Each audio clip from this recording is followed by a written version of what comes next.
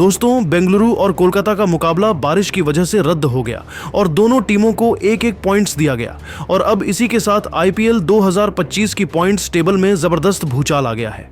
इस बवाल से जहां कुछ टीमों को नई जान मिल गई है, वहीं कुछ टीमों के प्ले-ऑफ के दरवाजे लगभग बंद हो चुके हैं। अब यह साफ दिखने लगा है कि 3 टीमों ने तो प्ले-ऑफ में अपनी सीट लगभग पक्की कर ली है, लेकिन 3 से 4 टीमें ऐसी हैं जिनका पत्ता लगभग साफ हो चुका है और बची हुई एक सीट के लिए अब 3 टीमों के बीच तगड़ा मुकाबला देखने को मिलेगा।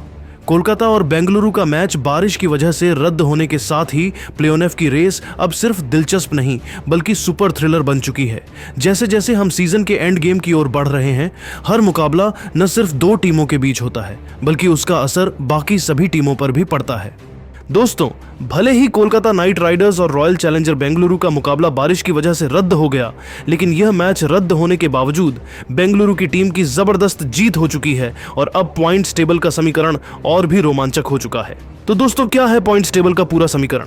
कौन सी टीम बाहर हो चुकी है? कौन सी टीम प्ले-ऑफ में जा चुकी है? आइए अब एक नजर डाल लेते हैं आईपीएल 2025 के पॉइंट्स टेबल पर।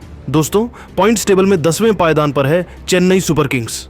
इस सीजन में चेन्नई का प्रदर्शन बेहद निराशाजनक रहा है। टीम ने अब तक 12 मुकाबले खेले हैं, लेकिन उसमें से जीत सिर्फ 3 में ही मिली है, जबकि 9 बार उन्हें हार का सामना करना पड़ा है। सिर्फ 6 पॉइंट्स के साथ चेन्नई इस बार पॉइंट्स टेबल में सबसे नीचे है। अब चेन्नई के सिर्फ 2 मुकाबले बाकी हैं और अगर वह दोनों के दोनों भी जीत जाएं, तब भी वो सिर्फ 10 पॉइंट्स तक ही पहुंच सकते हैं। और जैसा हम सभी जानते हैं, प्ले-ऑफ में पहुंचने के लिए कम से कम 14 से 16 पॉइंट्स की जरूरत होती है। यानी चेन्नई के लिए अब कोई रास्ता नहीं बचा है। वह पूरी तरह से प्ले-ऑफ की रेस से बाहर हो चुकी है। इस सीजन में यह चेन्नई के लिए अब तक का सबसे खराब प्रदर्शन साबित हो रहा है और आने वाले मैच अब सिर्फ प्रतिष्ठा के लिए होंगे। वहीं पॉइंट्स टेबल में 9वें स्थान पर राजस्थान की टीम आ चुकी है। राजस्थान रॉयल्स का हाल भी कुछ खास नहीं है। टीम ने अब तक 12 मुकाबले खेले हैं, जिनमें से सिर्फ 3 में जीत मिली है और 9 मुकाबलों में हार का मुंह देखना पड़ा है। अब राजस्थान के पास सिर्फ 2 मुकाबले बचे हैं और उनमें जीतकर वो अधिकतम 10 पॉइंट्स तक ही पहुंच सकते हैं। यानी उनके लिए भी अब कोई दरवाजा नहीं खुला है। राजस्थान भी ऑफिशियली प्ले-ऑफ की रेस से बाहर हो चुकी है। पॉइंट्स टेबल में 8वें स्थान पर है सनराइजर्स हैदराबाद। उन्होंने अब तक 11 मुकाबले खेले हैं, 4 में जीत और 6 में हार मिली है। वहीं एक मैच बारिश की वजह से रद्द हुआ है इनके पास। फिलहाल 7 पॉइंट्स हैं। हैदराबाद को अब 3 मुकाबले और खेलने हैं और अगर वो तीनों जीत जाते हैं, तब भी वह अधिकतम 13 पॉइंट्स तक ही पहुंच सकते हैं। इसका मतलब है कि ये टीम भी अब ऑफिशियल तरीके से बाहर हो चुकी है, क्योंकि आपकी लास्ट उम्मीद 14 पॉइंट्स पर रहती है। वो भी आप किसी और दूसरी टीम पर डिपेंड रहते हो, लेकिन ये टीम तो 14 अंक तक भी नहीं पहुंच पाएगी। इसका मतलब इस टीम का अब पता कट चुका है और यह टीम प्ले-ऑफ की रेस से एलिमिनेट हो चुकी है। 7वें स्थान पर है लखनऊ सुपर जायंट्स, जिन्होंने 11 मैच खेले हैं, 5 में जीत और 6 में हार मिली है। इनके पास 10 पॉइंट्स हैं। लखनऊ की स्थिति अभी मैथमेटिकली ऑन है, प्रैक्टिकली डिफिकल्ट जैसी हो गई है। अब उनके पास सिर्फ 3 मुकाबले बचे हैं। अगर तीनों जीत जाते हैं तो वह 16 पॉइंट्स तक पहुंच जाएंगे। लेकिन ध्यान दीजिए, उनका अगला मुकाबला आरसीबी के खिलाफ है, फिर गुजरात के खिलाफ। यानी यह दोनों बहुत मजबूत टीमें हैं। तीनों मैच लगातार जितना मुश्किल जरूर है, लेकिन नामुमकिन नहीं। जैसा हमने मुंबई के साथ देखा, उन्होंने लगातार 6 मुकाबले जीतकर वापसी की है। अगर लखनऊ भी यही कारनामा कर दे तो प्ले-ऑफ की दौड़ में वापसी कर सकते हैं। लेकिन अभी के हालात को देखकर कहा जा सकता है कि यह टीम भी लगभग बाहर हो चुकी है। जिसके बाद 6वें स्थान पर आती हैं अजिंक्य रहाणे की कप्तानी वाली कोलकाता नाइट राइडर्स। आज कोलकाता और बेंगलुरु का मुकाबला बारिश की वजह से रद्द कर दिया गया था और दोनों टीमों को 1-1 पॉइंट्स दिया गया था। कोलकाता की टीम ने आईपीएल के इस सीजन में अब तक 13 मुकाबला खेली है, जिसमें से 5 जीत दर्ज की है। वहीं 6 मुकाबले में उसे हार का सामना करना पड़ा है। इसके अलावा 2 मुकाबले में कोई भी रिजल्ट नहीं निकल पाया है। कोलकाता के अभी 12 पॉइंट हैं, जबकि 1 मैच खेलने उसे बाकी है।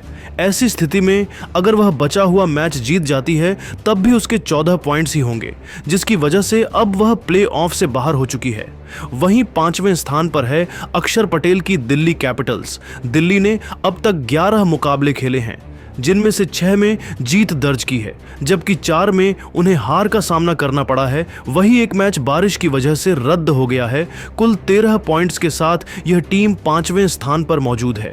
दिल्ली को अब भी 3 मुकाबले और खेलने हैं। इसका मतलब यह है कि उनके पास अधिकतम 19 पॉइंट्स तक पहुंचने का मौका है, लेकिन अगर वे केवल 2 मुकाबले भी जीतते हैं तो उनके 17 पॉइंट्स हो जाएंगे, जो प्ले-ऑफ की रेस के लिए पर्याप्त हो सकते हैं। लिहाजा दिल्ली के सामने अब भी रास्ता खुला हुआ है और हालात इनके पक्ष में भी लगते हैं। दिल्ली का अगला मुकाबला 18 मई को गुजरात के खिलाफ है और यह मैच दोनों ही टीमों के लिए प्ले-ऑफ की रेस को तय करने में निर्णायक साबित हो सकता है। दोस्तों, अब बात कर लेते हैं टॉप 4 टीमों की, जहां नंबर 4 पर आती है मुंबई इंडियंस की टीम। मुंबई इंडियंस का प्रदर्शन इस सीजन में स्थिर और मजबूत रहा है। इन्होंने अब तक 12 मुकाबले खेले हैं और उनमें से 7 में जीत दर्ज की है, जबकि 5 मुकाबले गंवाए हैं। कुल 14 पॉइंट्स के साथ यह टीम पॉइंट्स टेबल में 4थे स्थान पर मौजूद है। मुंबई के पास अब भी 2 मुकाबले बाकी हैं। ऐसे में सिर्फ एक जीत भी इन्हें प्ले-ऑफ में पहुंचाने के लिए काफी होगी। 16 पॉइंट्स का आंकड़ा भी अधिकतर सीजन में टीमों को क्वालिफाई करने में मदद करता रहा है और अगर मुंबई 2 मैच जीतती है तो उनका टॉप 2 में पहुंचना भी संभव हो जाएगा। मुंबई का अगला मैच पंजाब के खिलाफ है, जो प्ले-ऑफ की समीकरण को और भी रोचक बना देगा। इसके बाद तीसरे स्थान पर पंजाब किंग्स की टीम मौजूद है। पंजाब ने अब तक 11 मुकाबले खेले हैं, जिनमें से 7 में जीत और 3 में हार का सामना किया है, जबकि एक मैच बारिश की वजह से रद्द हो गया था। कुल 15 पॉइंट्स के साथ यह टीम पॉइंट्स टेबल में तीसरे स्थान पर है। पंजाब को प्ले-ऑफ में जगह बनाने के लिए केवल एक और जीत की जरूरत है। उनके पास अब भी 3 मुकाबले शेष हैं, जिसका मतलब है कि उनके पास 16 से लेकर 20 पॉइंट्स तक पहुंचने का पूरा मौका है। इनका अगला मुकाबला मुंबई इंडियंस से है, एक ऐसा मुकाबला जो दोनों ही टीमों की प्ले-ऑफ और टॉप 2 की लड़ाई को नई दिशा देगा। वहीं दूसरे स्थान पर रॉयल चैलेंजर बेंगलुरु की टीम है। चैलेंजर ने अब तक 11 मुकाबलों में 8 में जीत दर्ज की है, 3 में हार झेली है। 16 पॉइंट्स के साथ यह टीम पॉइंट्स टेबल में दूसरे स्थान पर पहुंच चुकी है। अब बेंगलुरु के पास केवल 3 मुकाबले बचे हैं। इनमें से सिर्फ एक भी जीत उन्हें प्ले-ऑफ में पहुंचा देगी और अगर वे 2 मुकाबले जीतते हैं तो टॉप 2 में भी अपनी जगह बना सकते हैं। फिलहाल इस टीम के पास बेहतरीन नेट रन रेट और संतुलित परफॉर्मेंस है, जिससे उनका आत्मविश्वास भी चरम पर है। अब उनका फोकस टॉप 2 में फिनिश करने पर होगा। पहले स्थान पर आती है गुजरात टाइटंस। गुजरात इस वक्त सबसे मजबूत स्थिति में है। इन्होंने अब तक 11 मुकाबले खेले हैं, जिनमें से 8 में जीत दर्ज की है और 3 में हार मिली है। कुल 16 पॉइंट्स के साथ यह टीम पहले स्थान पर विराजमान है। इतिहास गवाह है कि 16 पॉइंट्स हासिल करने के बाद कोई भी टीम प्ले-ऑफ से बाहर नहीं हुई है। इसी आधार पर गुजरात IPL 2025 की पहली टीम बन चुकी है, जिसने प्ले-ऑफ के लिए क्वालिफाई कर लिया है। भले ही आधिकारिक मुहर लगना बाकी हो, अब इनके सामने लक्ष्य है टॉप 2 में जगह बनाना, जिससे उन्हें क्वालिफायर 1 खेलने का मौका मिले। यदि वे अपने बचे 3 मुकाबलों में से 2 भी जीत जाते हैं तो 20 पॉइंट्स के साथ नंबर 1 पर बने रह सकते हैं। अब निगाहें टिकी हैं दिल्ली और लखनऊ जैसी टीमों पर, जो अब भी अपनी किस्मत को खुद लिखने का हौसला रखती हैं। अगले कुछ दिन IPL 2025 की सबसे दिलचस्प रेस बन चुके हैं। प्ले-ऑफ की रेस के नजरिए से बाकी दोस्तों, आपके हिसाब से कौन सी 4 टीम प्ले-ऑफ के लिए क्वालिफाई करेगी? आप अपनी राय कमेंट में जरूर बताइएगा। चिन्नास्वामी के मैदान पर आज इन 22 शेरों के साथ मैदान पर उतरेगी RCB और KKR की सेना। रहाणे ने खोज लाए बिल्कुल नए ओपनर। नंबर 9 तक होगी प्रॉपर बल्लेबाजी, कर लिया 300 की तैयारी। यह सब देख पाटीदार ने भी भरी हुंकार टीम में ले आए।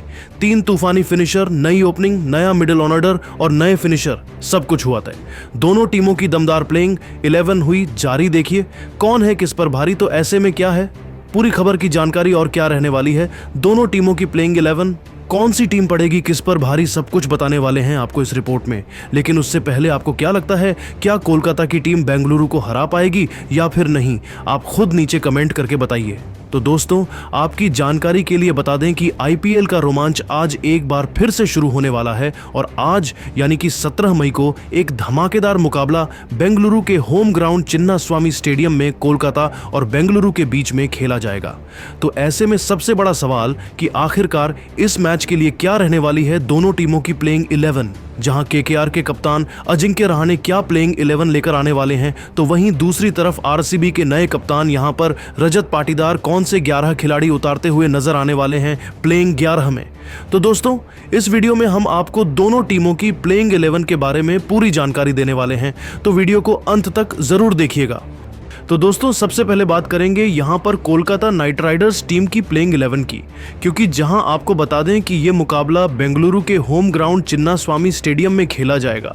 तो ऐसे में कोलकाता की बात करते हैं, तो इसमें ओपनिंग की बात करें पहले, तो ओपनिंग के तौर पर यहां पे आपको बताएं कि क्विंटन डी कॉक के साथ सुनील नारायण खेलने वाले हैं। जी हां, यानी कि ये दोनों करेंगे ओपनिंग की।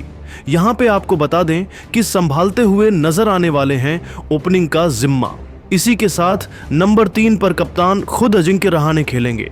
तो अगले खिलाड़ी यहाँ पे रहमानुल्लाह गुरबाज, तो इसी के साथ साथ अगले खिलाड़ी वेंकटेश अय्यर होंगे। इसी के साथ फिनिशर केकेआर की आन बान शान रिंकू सिंह, तो इसी के साथ यहाँ पे आंद्रे रसल होने वाले हैं। इसके अलावा रमनदीप सिंह भी बल्लेबाजी करते हुए दिखाई देंगे। वहीं गेंदबाज में हर्षित राणा, वैभव अरोड़ा और वरुण चक्रवर्ती होंगे। ये रहेगी कोलकाता नाइट राइडर्स टीम की प्लेइंग 11। अब बात करते हैं कि आखिरकार आरसीबी यानी कि रॉयल चैलेंजर्स बेंगलुरु टीम की प्लेइंग 11 क्या रहेगी, कौन होगा ओपनर। ओपनर की जिम्मेदारी यहां पे विराट कोहली के साथ फिलिप साल्ट संभालेंगे। जी हां, यानी कि यह 2 खिलाड़ी ओपनिंग करते नजर आएंगे। इसी के साथ नंबर 3 पर यहां पे देवदत्त पड्डिकल और कप्तान रजत पाटीदार होंगे नंबर 4 पर। बेंगलुरु की तरफ से मिडिल ऑर्डर में कृणाल पंड्या, टिम डेविड और रितेश शर्मा खेलते हुए दिखाई देंगे। तो वहीं अगले खिलाड़ी लियम लिविंगस्टन होंगे। तो वहीं रॉयल चैलेंजर बेंगलुरु के गेंदबाजी की बात करें तो गेंदबाजी की शुरुआत भुवनेश्वर कुमार करेंगे, जिनका साथ यश दयाल देंगे। इसके अलावा आरसीबी के गेंदबाजी की जिम्मेदारी जोश हेजलवुड के साथ लुंगी एंगिडी के कंधों पर रहेगी। बेंगलुरु और कोलकाता का यह मैच 7:30 से शुरू हो जाएगा, जिसका सिक्का 7 बजे उछाला जाएगा। तो इस रोमांचक मुकाबले को देखना बिल्कुल भी मत भूलिएगा। तो दोस्तों, कोलकाता नाइट राइडर्स और रॉयल चैलेंजर बेंगलुरु की प्लेइंग 11 आपको कैसी लगी, और दोस्तों आपको क्या लगता है, क्या कोलकाता की टीम बेंगलुरु को उनके ही होम ग्राउंड पर हरा पाएगी, या फिर बेंगलुरु की टीम कोलकाता को हराकर अपना विजय रथ बरकरार रखेगी। आप अपनी कीमती राय कमेंट बॉक्स में ज़रूर बताइए, और क्रिकेट जगत से संबंधित ऐसी ही नई वीडियो के लिए हमारे चैनल को ज़रूर सब्सक्राइब करिए। धन्यवाद। दोस्तों, भारत और पाकिस्तान के बीच